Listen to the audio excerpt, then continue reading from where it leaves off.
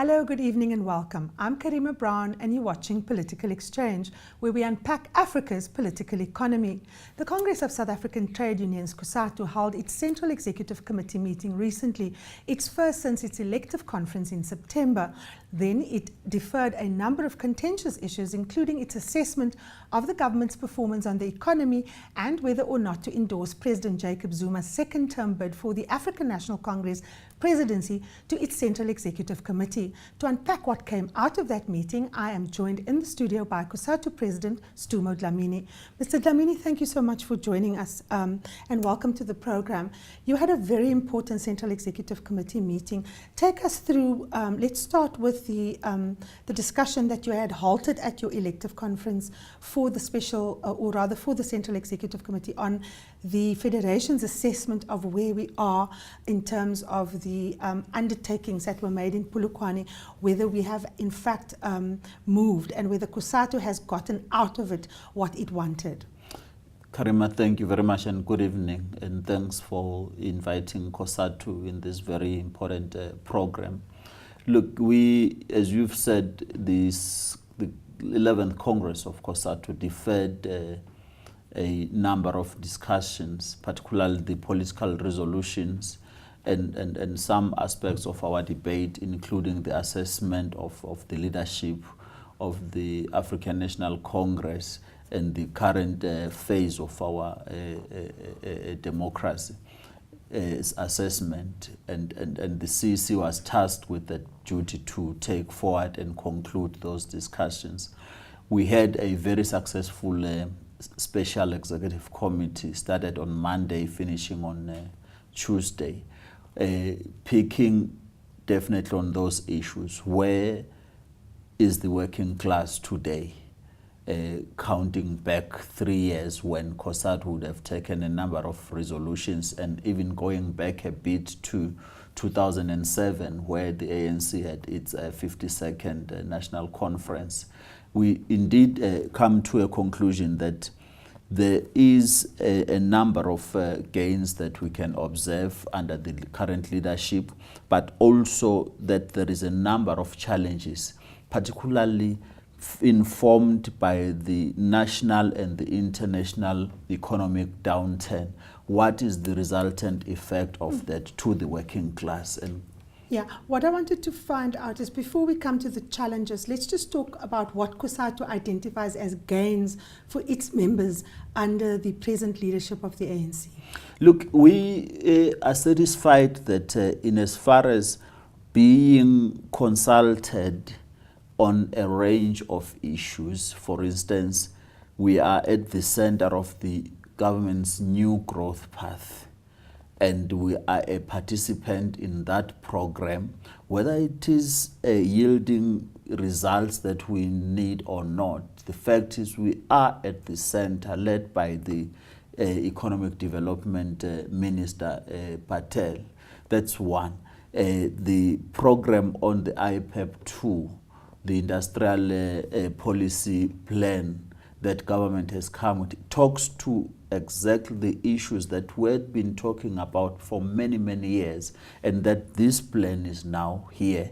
It talks about the reindustrialization of our economy. It talks about beneficiation. It talks about how are we going to create the jobs we want to see. That is the greatest of the spin-offs of this current administration under President Zuma, which never happened before. Remember, in 1995, we would have said there was gear, but it got lost. I mean, there was the RDP, which got lost in 1996 to what we call the 1996 class project. So those are the issues that talk to the improvement of the workers' lives, talk about the infrastructural development as a result of the NGP.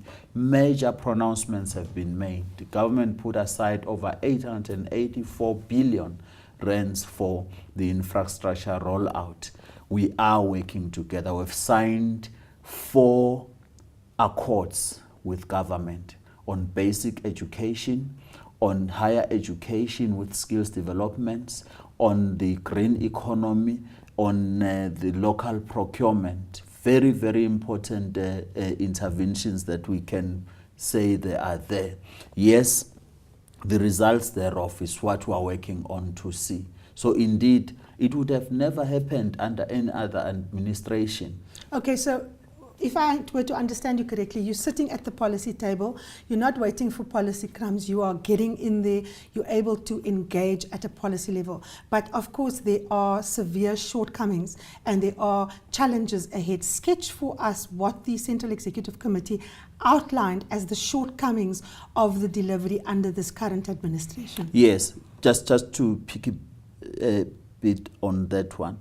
This administration have said, don't shout from the outskirts, come inside, make your contribution. We want to hear what you can do. We are there.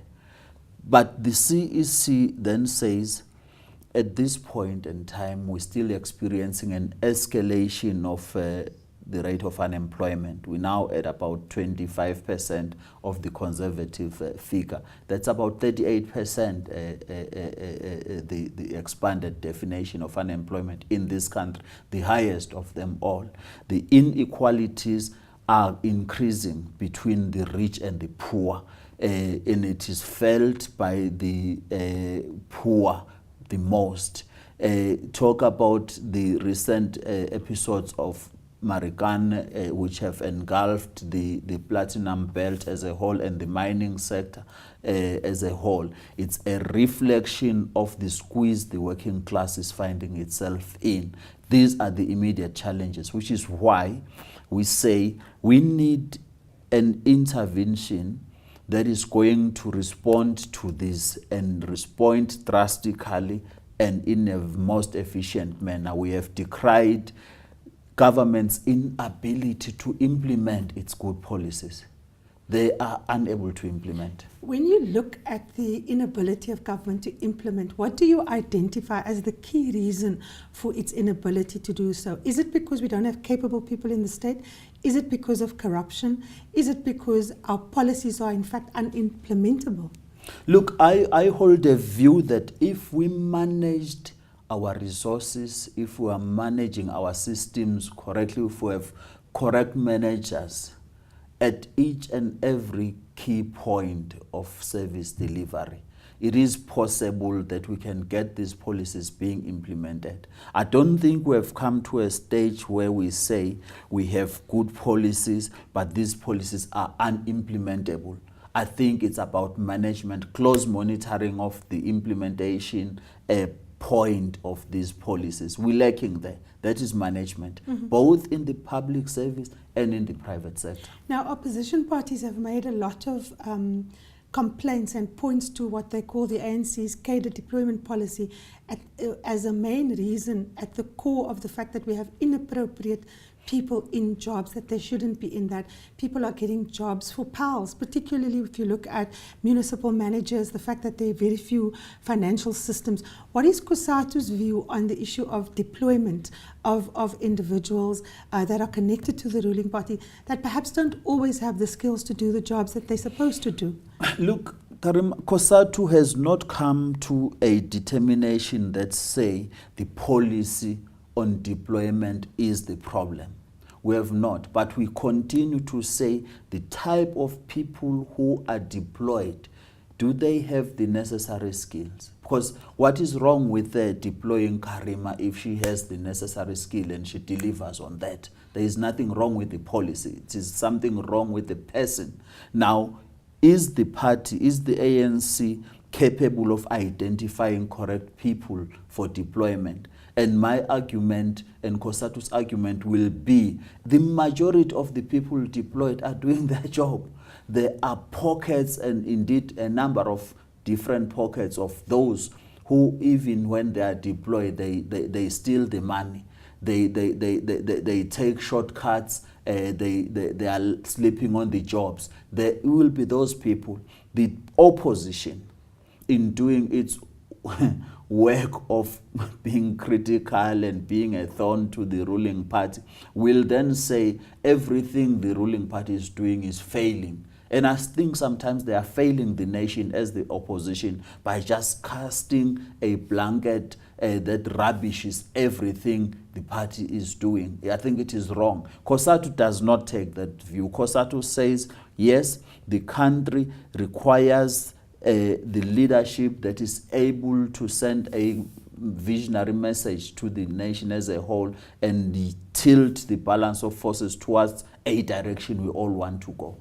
But if one accepts that you're saying in most places things are going well, how do we account for the fact that the national government had to have a special cabinet meeting to intervene in the situation in Limpopo, taking over the administration of almost 5 departments?